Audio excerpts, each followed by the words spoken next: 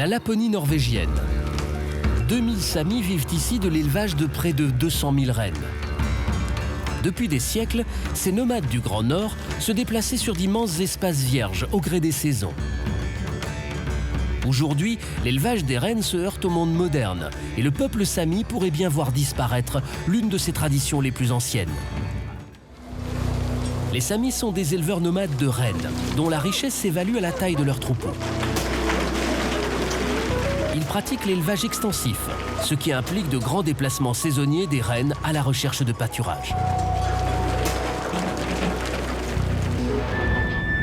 L'été, les troupeaux montent vers le nord, le long des côtes norvégiennes.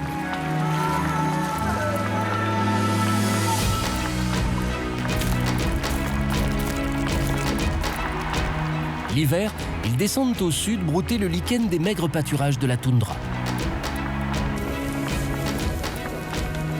En Norvège, seuls les Samis ont le droit d'élever des rennes, au nom de la préservation de leur culture et de leurs traditions.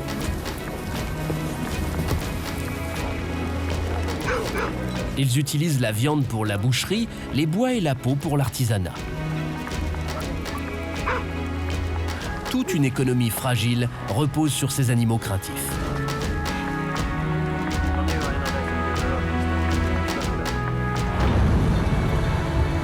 Actuellement, la période est sensible. Les femelles des troupeaux vont bientôt mettre bas et elles ne peuvent le faire sereinement qu'à l'abri des regards et des bruits.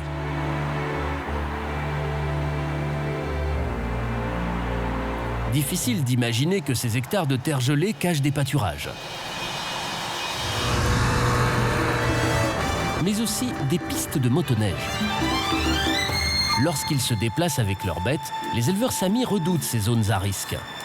Si une femelle était effrayée par le passage d'un de ces engins, au moment de mettre bas, elle abandonnerait son petit. Ce serait une perte financière. Pour un Sami, ces bêtes, c'est souvent tout ce qu'il possède.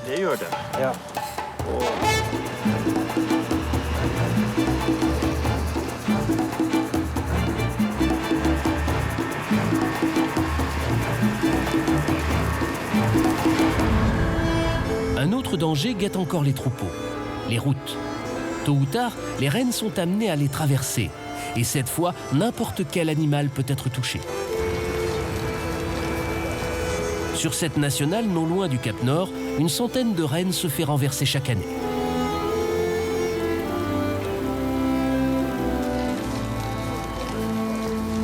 Dans le passé, les rennes pouvaient aller et venir en suivant des pistes naturelles. Avec le temps, les routes, les constructions et les pistes de motoneige ont modifié les habitudes du Grand Nord. Les constructions, c'est un problème. Cette route qui va de Alta jusqu'au barrage. Elle a fait qu'il y a tellement de gens dans les montagnes qui ont construit des chalets, des campings. S'ils avaient construit le barrage là-bas, la route ne serait pas venue jusqu'ici. Les Norvégiens, qu'est-ce qu'ils veulent? C'est pas juste qu'ils viennent jouer sur nos pâturages. C'est comme si on allait jouer sur les terres des paysans avec des quads ou des scooters. Tu vois les traces là-haut? Ils n'ont pas le droit de conduire comme ça. Les rennes, c'est eux qui ont droit à la montagne. Personne d'autre. Sur ces terres glacées, les rennes sont chez eux. Les Samis le savent. Ce sont eux qui décident. Les rennes suivent la nourriture et les Samis suivent leurs rennes en motoneige. Jusqu'à aujourd'hui, les choses étaient ainsi. Mais les temps changent. Dans cette zone, les rennes posent de réels problèmes aux agriculteurs. Les animaux seraient trop nombreux pour des pâturages trop limités. Quand les rennes viennent la nuit, ils font des tas de dégâts avant qu'on vienne le matin. Et c'est un conflit qui revient tous les ans. Et le problème dans le film Mark, c'est qu'il y a bien trop de rennes par rapport à la quantité de pâturage. Tout ça, c'est la faute des autorités, car elles n'ont pas réussi à réduire le nombre de rennes. Et puis, il y a des années, les autorités ont dit qu'il ne devait pas y avoir plus de 75 000 rennes dans le film Mark West. Et il y en a peut-être 150 ou 160 000. Il n'y a pas assez à manger pour tous. D'un côté, les éleveurs samis, et de l'autre, les paysans. Et au milieu, la police des rennes. 7 patrouilles de 2 hommes dispersées aux 4 coins de la Norvège.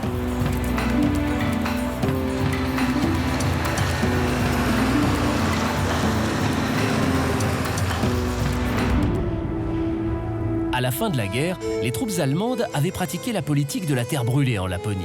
Les gens avaient faim, les vols de rennes se multipliaient. Les éleveurs samis demandèrent l'aide des autorités.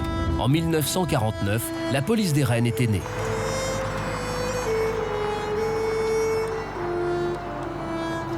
Steinar est norvégien. Passionné par l'histoire du peuple sami, il a demandé son affectation dans la police des rennes. La peuplade qui est venue ici il y a environ 10 000 ans avant Jésus-Christ, c'est assez certain que ce sont les ancêtres des Samis. Nous qui sommes norvégiens, qui sommes venus beaucoup plus tard, quand l'agriculture s'est développée, on peut dire en poussant un peu que c'est nous qui sommes les immigrants ici, et pas ceux qui vivaient ici avant. La mission de cette police, la prévention des conflits liés à l'élevage de rennes. Des policiers éloignés de tout, éloignés même des clichés que l'on a sur la police. Des diplomates de la toundra qui proposent plus qu'ils n'imposent. Les rennes, ils sont loin là-bas. Il n'y a pas de problème. Vers Stabourgnes.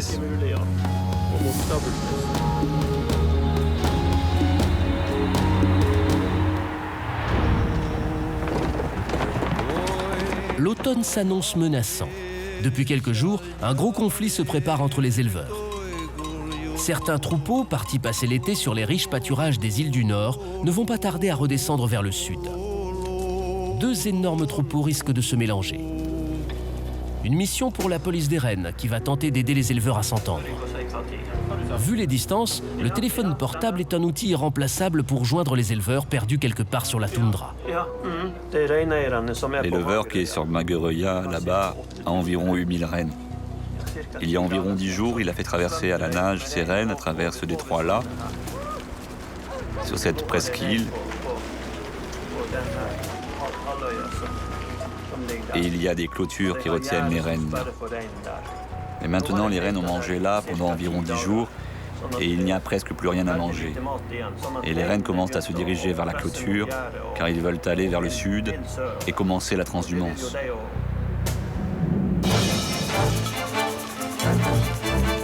Le problème, c'est que d'autres éleveurs se trouvent au sud, avec un troupeau de 12 000 rennes. Actuellement, ils sont en train de marquer leur fan et ils n'accepteront jamais de laisser passer les autres avant d'avoir terminé leur marquage. Les 2 grands troupeaux ne doivent pas se mélanger. La police espère que son intervention aidera les 2 parties à trouver un terrain d'entente.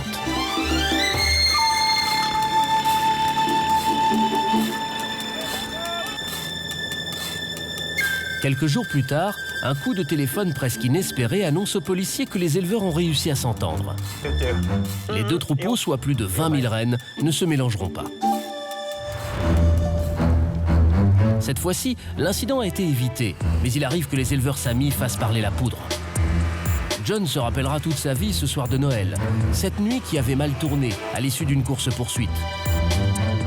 Il a dit que je pouvais pas venir ici, que c'était son territoire.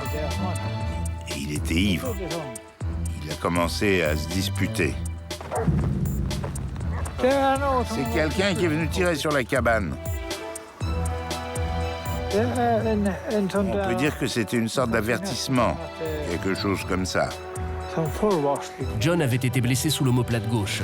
L'autre avait écopé d'1 an de prison. Sur cette toundra inhospitalière, il n'y a pas d'enfant de cœur.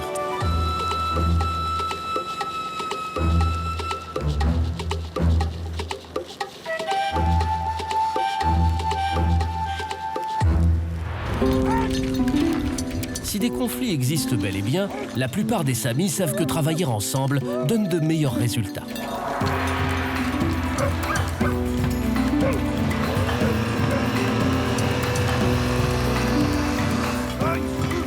En automne, les troupeaux sont dirigés vers des lieux de rassemblement.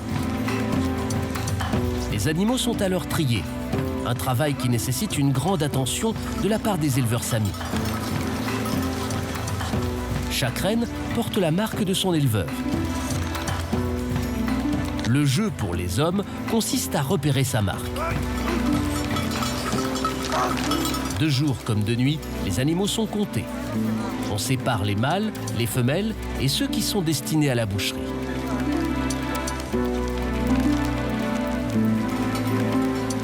Malgré une apparente docilité, les rennes restent des animaux en partie domestiqués. La gestion de grands troupeaux en liberté n'est pas une tâche facile pour les Samis. Aussi, pour mieux utiliser les pâturages et contrôler leurs bêtes, certains éleveurs ont décidé de constituer des troupeaux plus petits.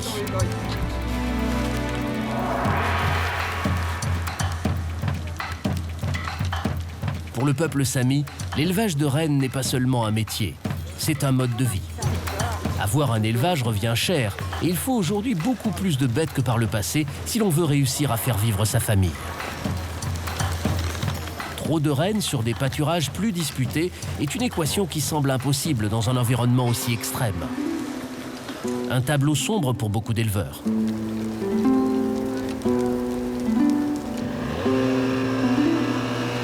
Malgré l'aide du gouvernement norvégien, les Samis sont menacés. Souhaitons que ces mythiques éleveurs du Grand Nord puissent encore longtemps mener leurs rennes sur les chemins de la liberté.